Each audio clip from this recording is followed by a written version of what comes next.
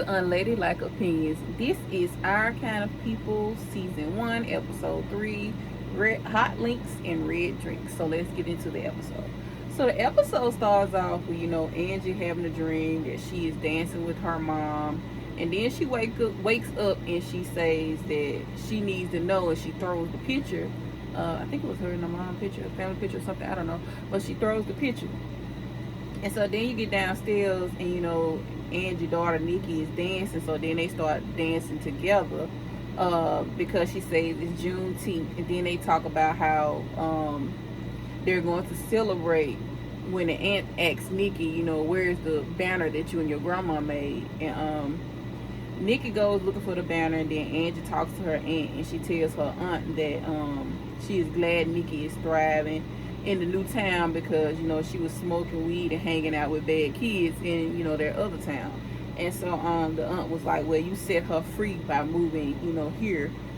Moving her from over there. And the aunt said, well, Angie's like, painting the bottom of her, I assume they was already red bottoms, or she'd have painted them red, but she was painting the bottom of her heels with fingernail polish. She said so she could put her best foot forward, I guess, Angie. And so she has to go to this dog and pony show for the Franklin incubator program, and she said she had a bad dream about her mom, and she can't get over her selling her. And Angie tells the aunt, she heard her up and down all last night, and she was like, and I heard voices. And the aunt was like, I must have fell asleep with the TV on. But she just lying, because she was, then they show a flashback, of when Teddy came in on the aunt and she pulled a gun out on him. And I'm really wondering why we didn't begin the episode where it ended off on the last episode. Like, I guess they're just gonna keep giving us cliffhangers and start back over on a new day. I guess it'll come where it came into play at the end of the episode.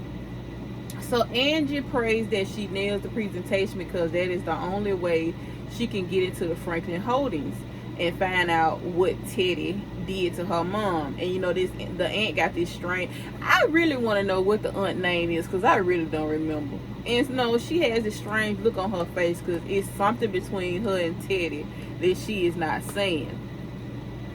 Ooh, I hate this jacket, but I'm cold. I'm lying, I love this jacket. But so Nikki is up there in her room, she finds the banner, and her phone goes off, and it's the video, her fight video from, her other school, and it's gone viral. So I'm wondering, did the Franklins have anything with digging that video up and it went viral all of a sudden? So over at the DuPont's house, Leah's house, Lauren arrives, out of jail. Her dad done picked her up out of jail or whatever, and she said she couldn't believe that Taylor had her arrested.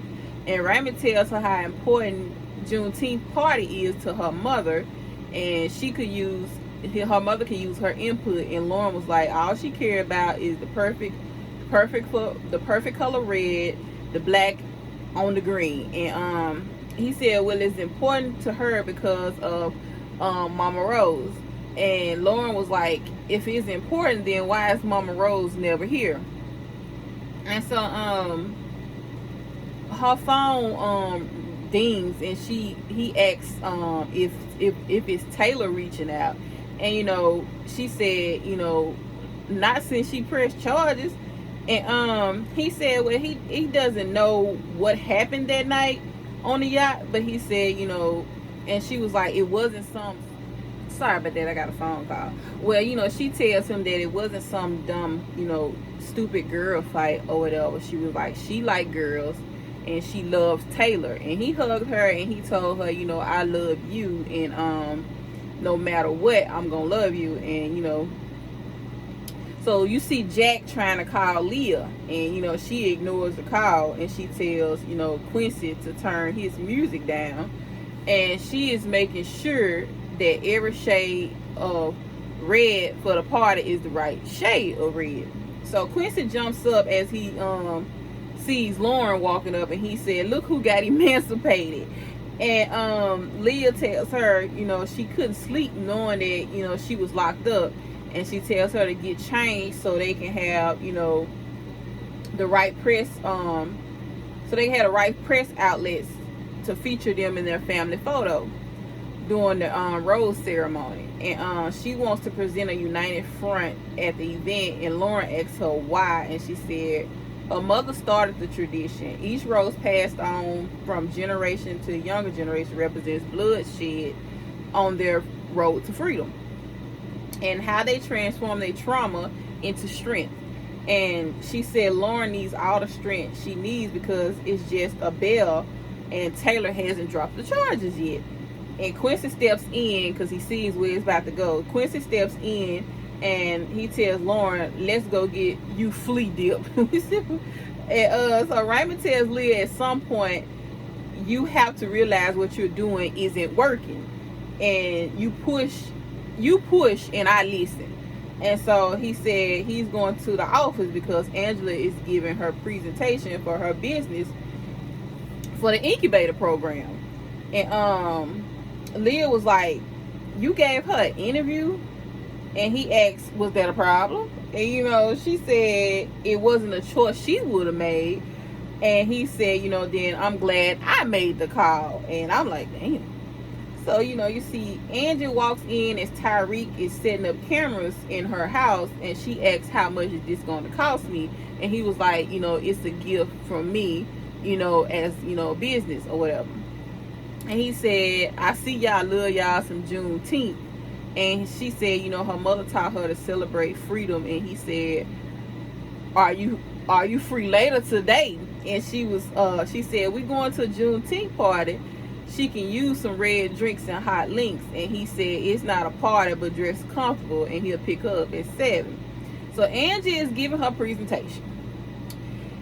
And Leah says that she should address the issue, which is her packaging. And Angie said it was her mother's image, and she wanted her to be the face of the product because she saw her mother as being exceptionally beautiful, even though her mother didn't think or see herself as being a beautiful woman. And Leah says, well, you can easily sell at a higher price with a more modern upscale look and less ghetto swap meet. Man, when I tell you Leah got her straight together, Angie got her straight together. Angie said this country has 1,100 flea markets and swap meets that generate over 30 billion plus a year. And in case you are unaware, ghetto is a neighborhood where oppressive system works to disenfranchise and impoverish black, brown, and indigenous people that those people have been buying Eve's crown for years. She doesn't feel the need to change the packaging or the price, and she won't leave them behind. Baby, she read Angie read Leah in a classy, knowledgeable way. And so Leah tells Raymond until Angie's able to process critique is a no for her, and she adjourns the meeting. And as Leah is walking to her car, Angie is walking, out, and Leah said she pushes all the incubator, applicants like that, and it's nothing personal. Angie said, why would it be personal? You don't know me, remember? And so Leah says, no one at all, not none at all. I don't know you at all. And she was like, happy Juneteenth. And Angie started singing, I don't know, there was a Negro spiritual or what, as she keys Leah's car as she walking. Tickled me. So now Angie, so now we're at Angie going live on social media, and she asking the people, if she should, she go to social media and ask them everything. So she asked the people if she should change her packaging, and she sees that Leah jumps in. Leah is watching the live, and I'm like, Leah, I hope you on a burner account or something. And so Raymond walks up in Teddy's office and tell him about Eve's Crown Incubator Program, and Teddy is shocked that Raymond walks into Teddy's office and tell him about Angie applying for the incubator program, and Teddy is shocked that she even applied. And Raymond said he had some work to do. She had some work to do, but she's hungry. And but he really there to discuss, his company, Darman. And Teddy laughs and says no. And Raymond tells him that they are on track to pay back, all the bailout money by the end of the year. And that is all because of, him, as in Raymond. So he said, why you lock me out the books or whatever? And Teddy said they are so different, he would never gave his company away to another one just to bail it out. He said, maybe that's the cute dog in me. He said, you act as polite as it may be is a nope, as in nope, and nope as they come. He said, sorry son, but nope. And Raymond said, the thing about us pretty boys, we may look weak, but we carry a strong cane. Teddy slams the door as he walks out. Leah finally goes to see her mama, and her mama is highly medicated because she been hiding her meds.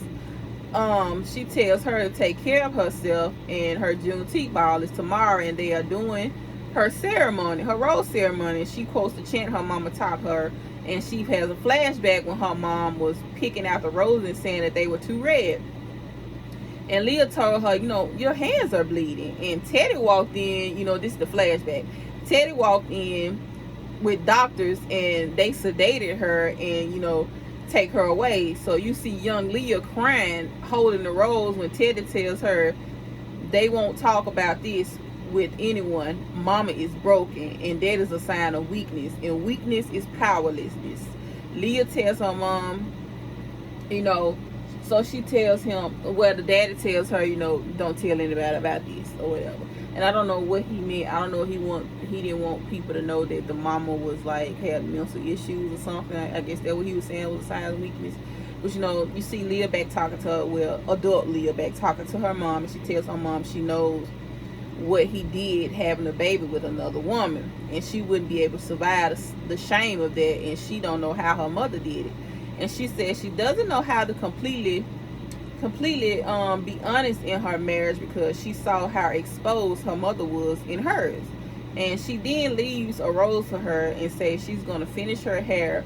And when she pick up the hair sheen spray or whatever it was, she sees that it's Eve's crown. I'm like, Angie's everywhere. So you got Angie over there fake styling this wig. You can't tell me she was styling it for real. And Leah just banging on the door. And so I'm like, oh, it's about to be a showdown. So Leah just walked straight in like she stayed there. And she asked her, why did she visit her mother? And Angie deflects and was like, I saw you creeping on my social media. And she said she went to see Rose to ask her a question about her mother. And Leah said, don't be coy. You went to ask about my father. I know about your little paternity claims. And Angie said, they are not little claims. We are blood, and I ran a DNA test. She said Teddy sent you, or rather face me himself, then our father is a coward. And Leah tells her she is not going to let her come in and destroy her. And destroy her name and her family name. And she pulls out her checkbook and asks her, what's her price. And she wants her to leave permanently, and she would give her a generous amount of money. Andrew was like, no, this heifer didn't just offer me a check. And Leah said Franklin Holden runs a credit check, and anyone trying to get in the incubator program, we know everything going on with their credit. And she said she would not stand for any scandal around her company, and she can erase the debt she is holding between those 4 credit cards, and that default on the student loans from Howard, and the balance payment that's due on her small business loan. And Angie said she can't be bought or sold. She snatches the check, and Angie slices her hand with the scissors that she was fake cutting the hair with, and smears the blood on the check, and tells her to run your own DNA test so she can prove that she is running from that daddy's little princess is gonna have to share the throne. And I'm like, damn, she sliced her hand and smeared the blood like run it bitch. And so she tries to make Leah take the check, but Leah walks off Like, Angie's crazy. And Angie said, you gonna love having me as a sister. And I was like, bitch, please. So, Teddy in there getting him a facial when Angie just barged in and said he should have came and saw her himself. And he owes her that. And he's looking at her in disbelief, and he says, you look just like Eve. And she stops him and said, you don't get to say her name. She said, don't send your little mini-me to pay me off. I'll never be for sale. And she sets the check on fire and puts it in his drink and sit down. Now, how that check didn't go like whoosh? Don't alcohol and fire not mix? Make it make sense, people. And so, but anyway, she said she is not for sale, and is he ashamed of her because he should be ashamed of himself. And he said he never sent Leah, and she doesn't know the whole story about him and her mom. And she says, well, tell me, because all she remembers is you promised her the world and never delivered, and slammed the door in her face. She said she soaked her dress crying for him, and now she can look him in the eye. She knows that his power, his wealth, his name, none of that means anything because he is contemptible, alone trash, just like every other man who doesn't raise their child. And so he is holding his hand shaking under the desk, and I'm like, oh, I said right off rip, Papa Pope. Oh, he gonna feel me, Papa Pope. He got Parkinson's or something like that because he just was shaking uncontrollably under the desk. And he says he's sorry, and she feels that way. He's sorry she feels that way, but she is here now, and they need to find a way to manage that. She says, what am I, a business deal? And he said, you was never there, and neither was your mother. And he holds her hand and asks what she wants him to do about it. And she is bawling, crying, and lets his hand go and says nothing. And so now you get to Taylor and Nikki on the beach having them fun, drinking and dancing and taking selfies. And Taylor says that, half of the chicks that, the other chick that was over there doing the same thing, said they didn't text me, when I was in that hospital. And she asked Nikki if they can hang out this summer because, she's over the other people, I guess. And the girls over there playing a game called House or Field Game. And Nikki overhears him, and Nikki walks over and said, y'all over here joking about house and fields, and colorism is what keep us into this slave mentality, and it's disrespectful. And Taylor says they just being dumb. It's Juneteenth. And Nikki gets ready to walk off when the girl says, new bitch field as fuck. Oops. New bitch field as, F-U-C-K. And Nikki said, how about I snatch a couple of rolls of that dusted weave out your scalp? The girl said, can try. And Nikki yanks the out her head. And that girl calls her crazy, and Nikki runs off.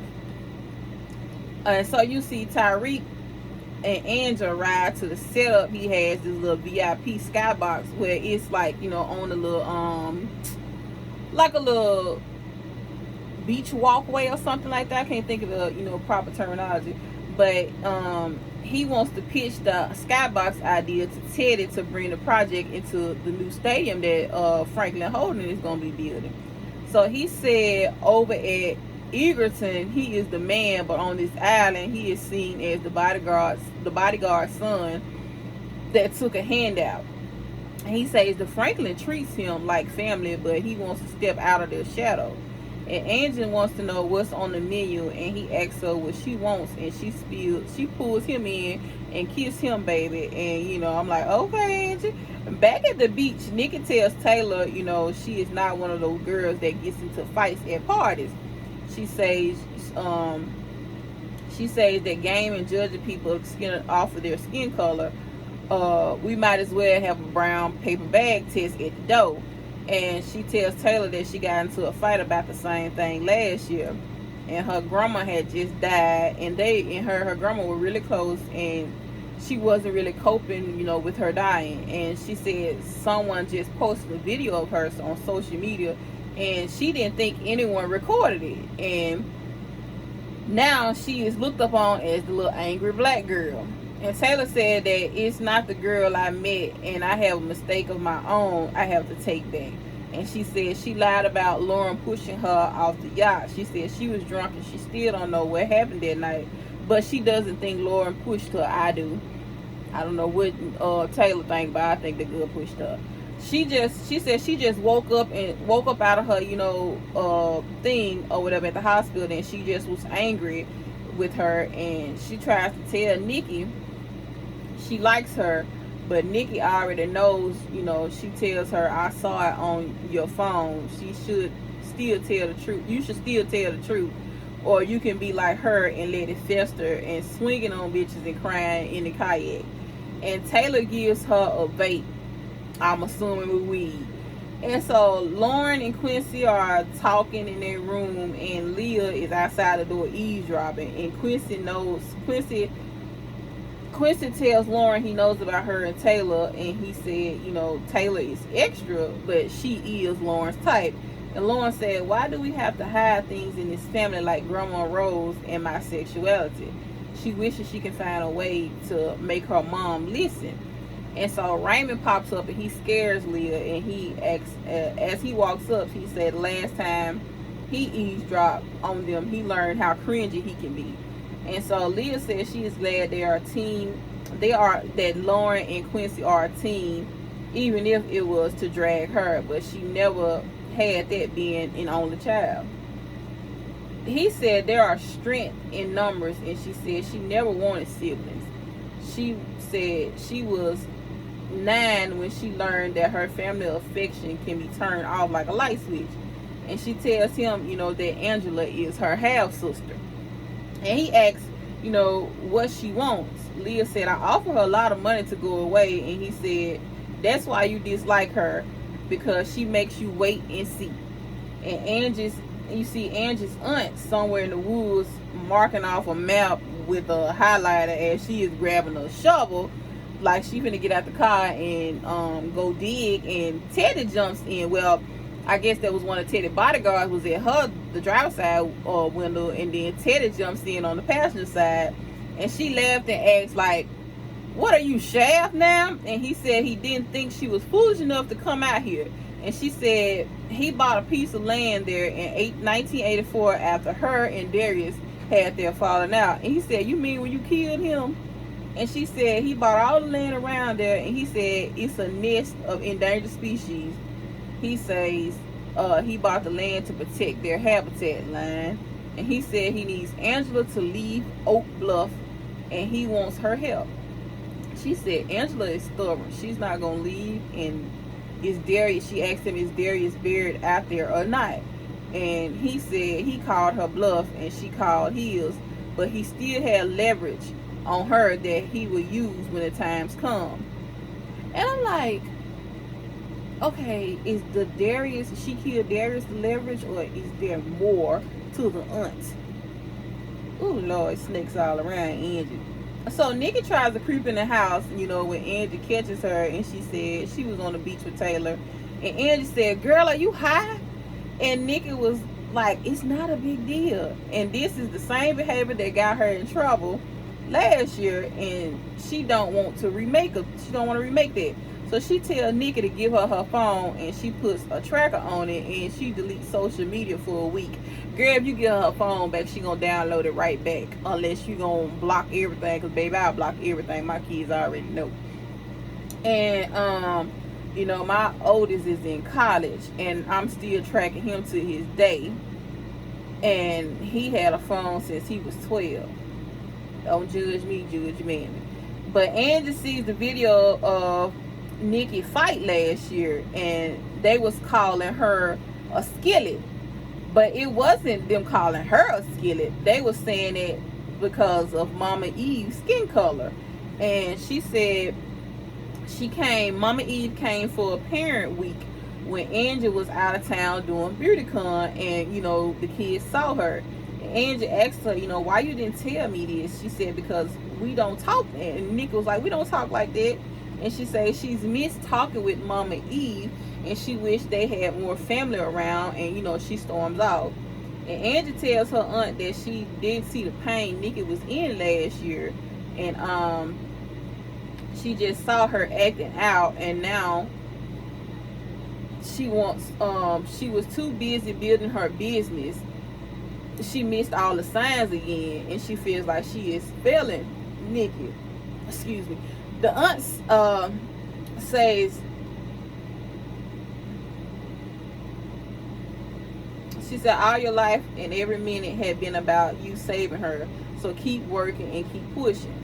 Grab the bull. She was like, what Eve used to say, grab the bull by the horns and run, girl. And she tells her to play smarter, not harder. She says she gonna sneak in Leah's party and try to talk to Teddy. So here we go. At the red, black on the green party, Angie arrives and she spots Teddy, and she follows him as he's going to the I don't know why I can't think of the name of the little walkway to before you get to the bank. I guess that's what you call it. And he said he wasn't prepared for their conversation earlier, and she said, you know, she wasn't prepared to ask for what she wanted. And he said, so there is something that you want. And she said she wants to be in the incubator program, and she said it's her only option so that she can secure a future for her daughter, herself and her daughter. And he said she is motivated and stubborn as a tick, and she is more complicated than the cognac he's drinking. He said Leah oversees their program and he can't overstep. She said she guessing nothing is still the best thing he has to offer her. And that's when Quincy interrupts and said that, you know, Mama Rose was there. And, you know, he storms out. So Mama Rose is having one of her episodes, and she's trying to snatch all the roses out of this bush. And, you know, Leah asked Lauren, like, did you bring her? And Lauren, you know, was like, I'm sorry. She was apologizing, so I'm assuming Lauren did bring her. So Mama Rose sees Angie walking up, and she calls her Leah, because, you know, that's what she thought Leah was when Angie came to see Mama Rose on the last episode. And she says, Leah, all the roses with pink undertones must go. And Leah touches her and says, I'm Leah. And she pushed her, Mama Rose pushed her and said, you are not my damn daughter. And Leah looks to Angie and say, what did you do? Why she thinks you are me? And Angie says, Angie was like, I didn't do anything or whatever. And so Mama Rose screams and snatches away from Leah, and then, she falls, and they try to, help her up. And they put her back in the wheelchair, and she is screaming at Leah that she is not her daughter. And Leah says, I am.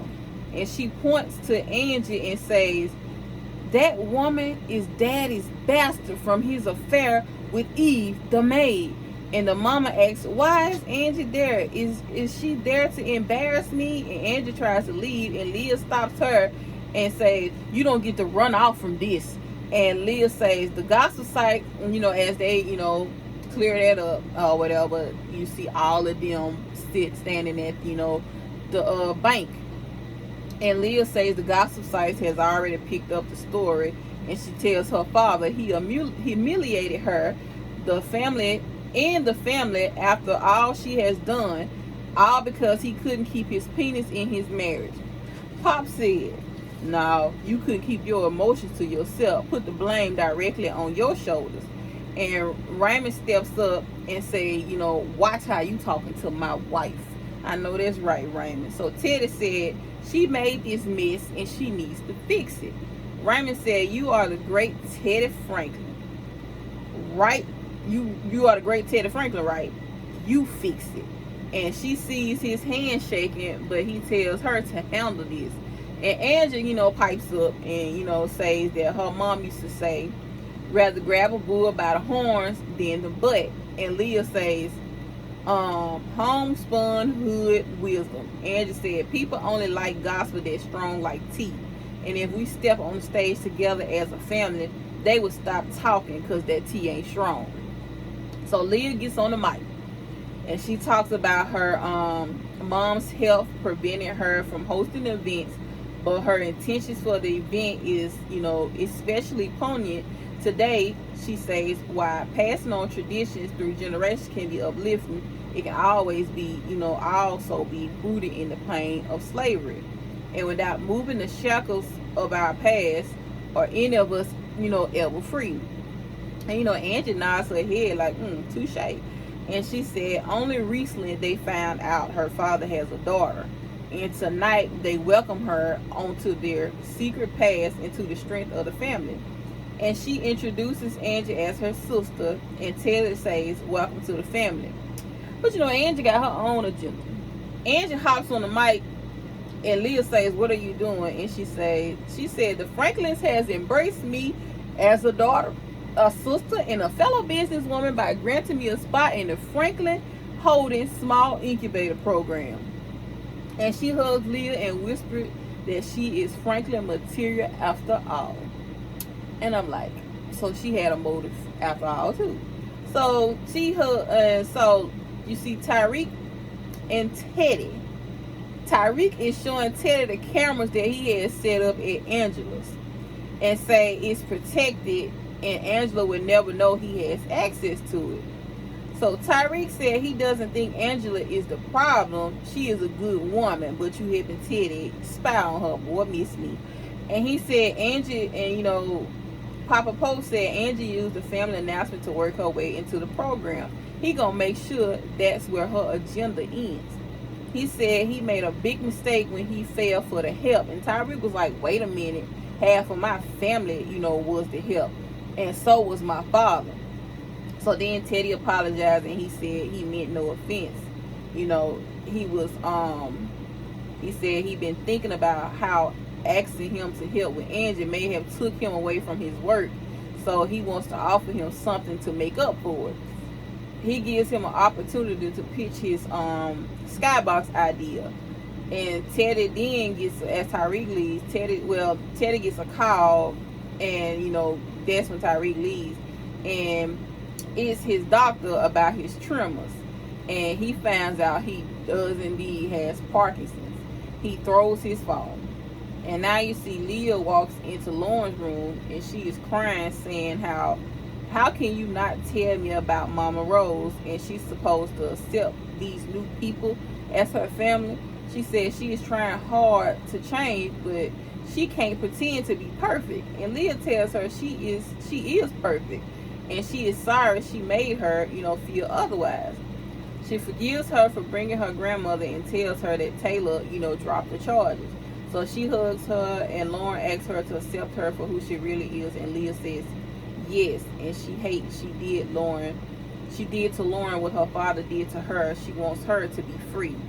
So then you see Angie comes in the room to talk to Nikki, and she says she feels like she is losing the little family she has, and she is jealous that Angie's family is finally accepting her.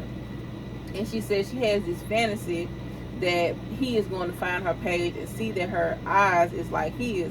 And Angie was like, his? And Nikki says, yeah, my dad. But I know it was just a one night stand. But Angie, but I think about it all the time. But Angie has this look on her face like she actually does know who her dad is. So Angie tells her she wants to honor Mama Eve, make Nikki the face of Eve's crown. She says she is learning is something she, got to fix. Then we see her in a prison waiting room, visiting room, and a man walks up and asks her what the hell she doing there. And she said it's time for Nikki to meet her father. You little lying heifer. You knew the whole time. This whole damn family full of secrets. And I'm here for it. Well, that was the end of the episode. Sorry for the interruptions. I don't know. Well, people keep calling me because, me and my brothers talk about football. So, well, I will see you guys later. Bye.